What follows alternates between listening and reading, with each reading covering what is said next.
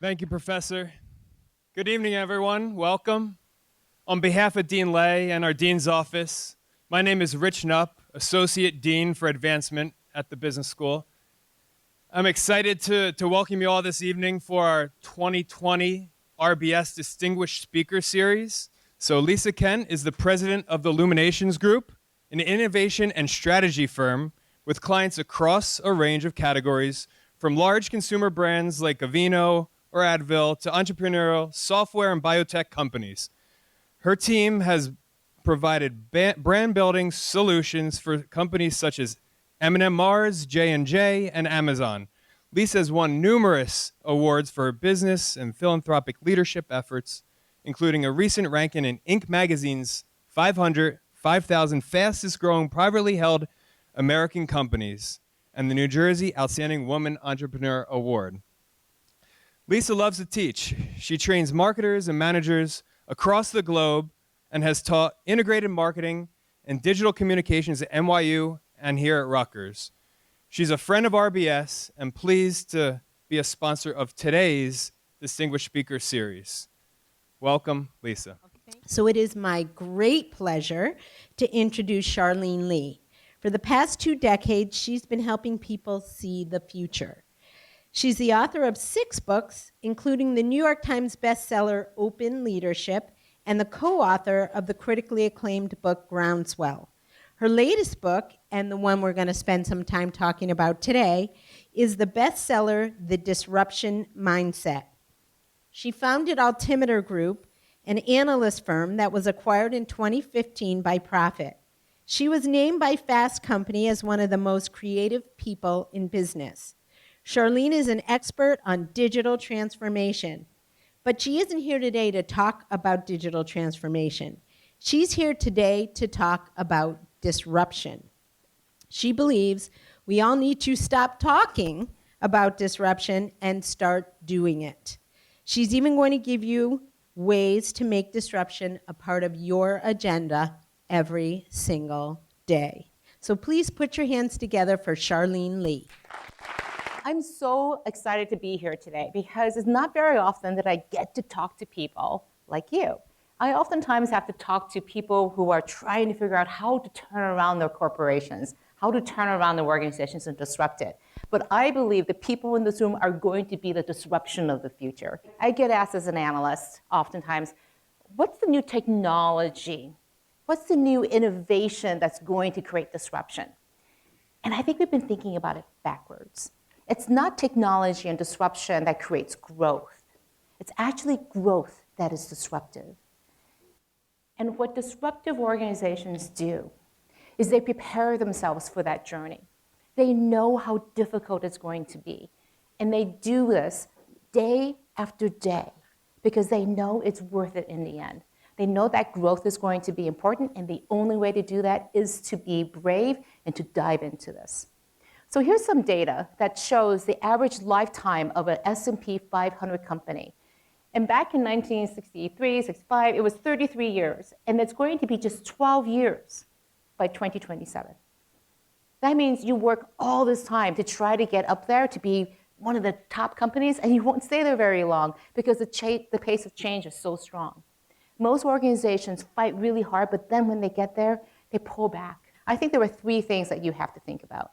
You've got to think about strategy, leadership, and very importantly, culture, right from the very beginning, right where you are today in your career. Think about these from a disruption perspective. So let's go into strategy. How is that different? The key idea here is that we're not talking about just any old strategy. The strategies of disruptive organizations, they do one thing and one thing really well. They focus on their future customer. The one thing I have seen in 20 years of looking at startups, and I can tell you usually within 5 minutes whether a company is going to survive or not, and that is, do they talk about that future customer within 5 minutes? So I'm going to tell you the story of one organization that did a great job of this. Many of you know Adobe, software company doing a lot of great products like Photoshop and Illustrator. Back in 2010, they decided that they couldn't no longer stay in packaged software. They had pretty much penetrated the entire market for people who were willing to pay $2,000 for packaged software and own it forever. And they realized that the world was becoming much more mobile. across devices, and that marketing departments needed to collaborate, and you couldn't do that with packaged software. So they decided we need to move into the cloud, become a SaaS-based model, move to subscriptions, where they could provide updates on an as-needed basis. There were 3 problems with this. First of all, customers didn't want this. Customers were completely happy with their packaged software. Second problem, the employees didn't want to change. They knew that the customers didn't want this, and if they were going to go to a SaaS-based business model, everything was going to have to change. The way they did accounting, the way they actually sold, because you don't have a sales force anymore, you just sell through the web. The way you do customer service, the way you marketed, everything had to change. And the third problem is that as a publicly traded company, they knew that because they couldn't recognize the revenues upfront anymore, they were going to have to do them on a monthly basis over 24 months. Their income statement was going to tank. They were going to lose revenues and, very importantly, lose a lot of money, become unprofitable very, very quickly. So they were facing these problems, but yet they decided we have to go forward. We have to do this. So this is what happened. They moved forward, and I'm going to show you their financials. It's not pretty. First of all, let's look at the revenues. This is from Q4 2011 when they started, and the revenues kind of like muddled along. And as predicted, their income completely sank. Now, let me show you what happened to the stock price. It actually goes up. This doesn't make any sense. For those of you in finance, like this is not the way it's supposed to happen, right? Well, the CFO, 1 year into this program, he goes to Wall Street and he had told people like, this is what our future customer is. This is what we're going to do to our business. And he said, I've got great news for you. We're right on track. We did this, we made the switch, we're losing tons of money. Isn't this fantastic? How do you say that as a CFO? Well, the thing is that he was trying to tell people we're doing things completely differently now. We're focusing on this future customer. And while it looks awful right now, this is an indication that our business plan is working. They're no longer buying packaged software, and they're moving it into the web. That's why the numbers are going down. But it's an indication that our business plan is working and these future customers are coming in. Now, one of the things that I find so interesting about this is that they did this despite the fact that everybody was pushing against them. 50,000 customers said, you want to go back. And they said, no, we're not going back. We've burned the boats. We're committed to doing this. And why this is so important is that when I study organizations who try to go through a transformation, they go up to the very edge. They've done the pilots. They've done the experiments. And then they realize it's going to be really hard. They back away from it. And the beautiful thing about Adobe is that they never backed down. They so believed in that future customer that this was the way that it had to go, that this is the future, that they were able to double down and go forward with this. That's the key, focusing on your future customers. Early on in your career, you're going to be facing a lot of people who think they know who that future customer is. And they'll say, I know it, it's my gut. I'm going to just tell you exactly, we can just go forward from here. What they're practicing is something called HIPPO, and that is the highest paid person's opinion. And you want to be aware of this, because you may not be the most senior person in the room, but if you can produce and understand research, produce evidence, produce anecdotes even, whatever it is that you can bring that future customer to life, you will be moving your organization, your team forward. I believe that if we're going to create disruptive change, we can't just go out there and just be an everyday leader. We're going to have to create movements. And movements are powerful because they inspire us and carry us through all those tough times, all those obstacles. And movements are powerful also for this reason. Movements are there because they move without you. Let me give you an example of a company that really did this really well. This is T-Mobile. They were at the time the 4th largest and a distant 4th largest mobile carrier. And they decided to become the Un-carrier to spur their growth forward. This is more than just an advertising slogan, though.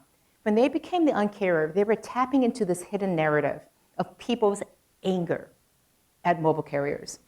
Mobile carriers, they felt, were holding them hostage, these inscrutable contracts. They felt like nobody really cared about them. They just wanted their money. And they couldn't even upgrade their phones. It went on and on the list that they found. They said, we're going to do things completely different. We're going to be the customer-obsessed brand. We're going to care about customers. We're going to tear up the contracts. We're going to answer the phones, deal with you as a person, as a human being. And they started changing everything that they did. This is more to say, start from a point of understanding what your disruptive capacity is, what your disruption quotient is. And then where do you want to go? Is it enough? Is it too much? Do that with your teammates. Do that with your organization. And understand the context of where that is to begin to start thinking about your disruption. I speak to so many entrepreneurs in Silicon Valley, and I ask them, okay, what your strategy is, what's your leadership, and then when we get to culture, they have like this blank stare in their face, like, culture? Oh, think about that when I have 100 people. They're going to be toast. You have to think about culture from day one. What are you going to believe? How are you going to work? What are the values you're going to bring? Because culture begins with yourself. And culture is frankly just two things, your beliefs and your behaviors. What I found in all of these disruptive organizations is that they had three common beliefs. The first one, you have to be open. There was a sense that we're going to share more information, we're going to keep the decision-making process much more open, and we're going to create this level of transparency in order to create accountability, and especially to create trust. The second thing, very importantly, is agency. Agency says everybody in the organization acts like an owner. And then you want to be able to create that amongst yourselves so that people feel like they know what the strategy is, they don't have to ask for permission, because it already is very open what everyone is doing. And that's different from being empowered. Empowered says, someone over there, those guys over there, are going to give me permission, because I'm not one of those guys. I have to wait for permission from them to be able to make a decision. Agency says, you're one of those guys. And the last belief is the one of a bias for action. The bias for action says, our customers are moving so quickly, we can't wait until we have lots of good data. We can't wait to be 100% sure that we're right. As soon as we have what I call minimally viable data, we're going to move as fast as possible to make that decision. Because 99% of the decisions that you make are reversible. You can always go back and take a different path. Very few things that you do or decide on are completely irreversible. This is an example from ING Bank in the Netherlands. They decided to become much more customer focused. In fact, they took their entire headquarters organization, basically threw it up in the air and went completely agile into customer focused teams. Everybody was cross-functional agile teams. Huge change for a bank. And they said, these are our new beliefs. And these are the behaviors that are going to come after that. They were very explicit that this is the way we were going to work. The hardest thing about being a disruptor, and the way I think you're going to be successful, is that you move out of your comfort zone every single day. It's when you sit back in your comfort zone that you go, it's great to be there. I love to hang out in my pajamas and be comfortable. But it's when I go out there, when I extend myself, when I really push that edge, that's when the magic happens. And I live every day at the edge of my comfort zone because that's when I know where life begins, where growth begins. The way you write a manifesto, you start with what you think is wrong with the world. You start with a rant. Like, I think the way that the world is treating the climate change is horrible and everything. We really need to do something about it. And then you switch it to say, well, because this is a problem, this is how I think the world should be. This is my belief. And then the last part is you put an action against it. What are you going to do about it? The fact is people will only change if you are touching one of their top 3 objectives. If it's not in their top 3 objectives as a leader, they don't care. Because that's what makes them such a good leader. They're focused on making sure they get things done, that they create that change.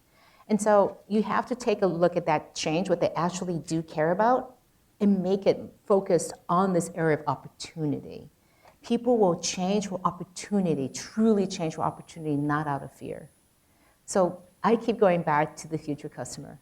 It's pretty hard to ignore a need, a customer that's in pain and have problems. If you see that as an opportunity that only you can solve, and you can solve it better than anyone else, then you have a shot.